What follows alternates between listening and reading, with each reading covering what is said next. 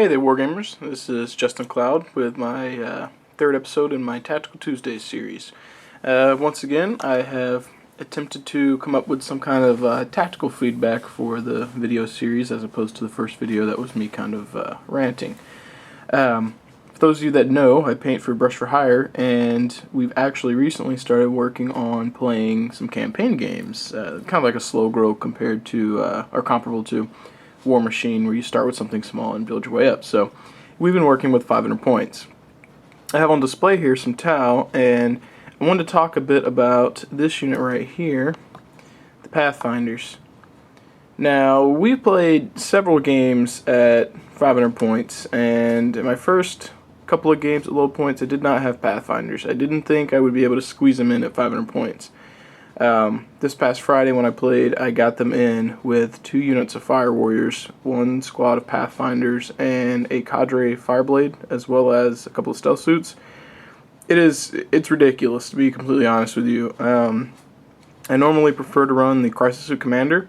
I don't really like how fragile Fireblade is, or the Ethereals, or Dark Strider, as you can see in front of us. But having those extra points that were sunk into the Crisis Suit Commander, having those available for another unit of bodies on the field was a big deal, in addition to the fact that the Pathfinders buff the rest of your unit's ballistic skill, which is awesome. So speaking of that, the first thing I would like to note, it's right over here, just for visual reference, that's Cadre Fireblade, and that's just a couple of Pathfinders with them for visual reference. With his special rule, if you don't move, you get to fire twice with your pulse weapons, which, you know, some people may not think it's that great, but shooting twice at range 30 with strength 5 guns is amazing.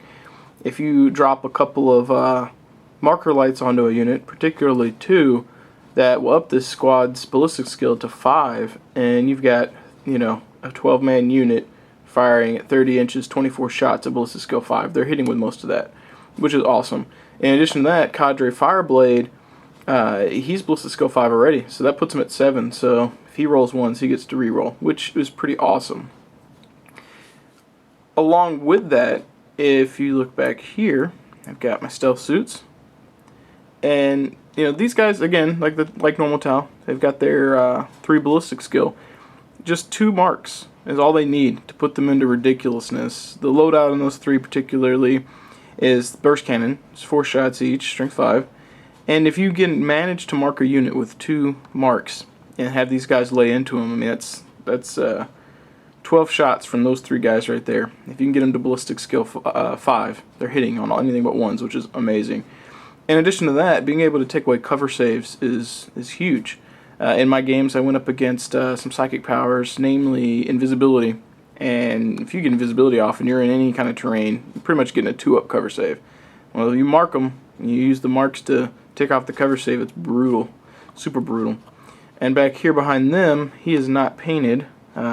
He will be shortly whenever I get some time. This is a hazard suit from Forgeworld, and they're basically like Uber crisis suits. This particular variant, which is my favorite, has 2 twin-linked burst cannons. 2. So he's shooting 8 shots, twin-linked ballistic skill 3. If you give him a couple of marks to up his ballistic skill, I mean, it's insanity. It's twin-linked already. Give him ballistic skill 4 or 5, and it's even better. Finally, on the right over here, as you guys may have seen at the beginning of the video, this is my unassembled Forgeworld Barracuda. I didn't really like the aesthetics on the new flyers for Tau, so I picked up one of these. And I'll probably proxy it as one of the other flyers if I really am inclined to use one. But the rules for this are pretty good. My group's pretty open about Forgeworld, so I don't think I have a problem with it. But I want to talk about using flyers and Pathfinders. Now, this particular flyer gets a bonus if it has to jink. It gets +1 to the save. Normal flyers, jinking is a 5. This one goes to a 4. And it can buy all the upgrades from Tau's vehicle armory, so you can give it disruption pods and give it to jink save a 3+, which is ridiculous. Now, the one thing that is major to note, when you jink, you normally have to snapshot. Well, the Barracuda and the Tau flyers have to do that, but with the utilization of these Pathfinders, in conjunction with the flyers, if they are forced to jink, you can just use the Pathfinders to mark a unit and recoup the lost ballistic skill that you suffered from having to jink. This makes jinking much less painful for the Tau and makes your flyers that much more durable, because people are going to shoot at them. They're fragile. They want them gone. If you don't really have a penalty for jinking because you can just marker light a unit and get your ballistic skill back, it's kind of a slap in your opponent's face if they actually focus all that fire on a flyer and do nothing to it because of your awesome jink save. Now, it's not to say you won't roll ones or twos, but potentially the flyer could soak up a bunch of shots that could be going into your other squishies in your army.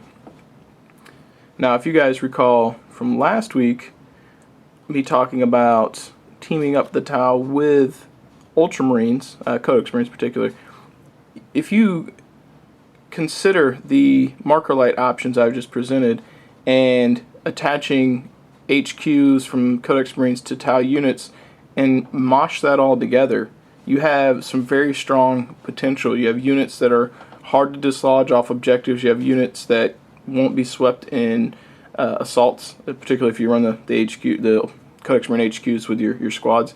And then you have flyers that are hard to deal with, in addition to all the bullets that you're firing. I did want to note on this guy over here, I don't know if he was finished last time, but when I brought him to Austin at Brush for Hire to have him snap some photos of him, he chuckled a bit, particularly because of his cape. It's now done, but yep, it's got used down the back of it, which is quite comical. So, anyways, guys, that is what I want to talk about for this week. I hope that my suggestion for the Pathfinders will help some of you out. Alternatively, if you are having trouble playing against Tau, consider taking out the Pathfinders first. Their armor saves are almost non-existent. They have an armor save of 5. So if you're playing Marines against Tau, and the Pathfinders are there, hit them with flamethrowers. They're done. I mean, regular flamethrowers for Marines are strength 4, AP 5. You'll ruin the Pathfinder's day.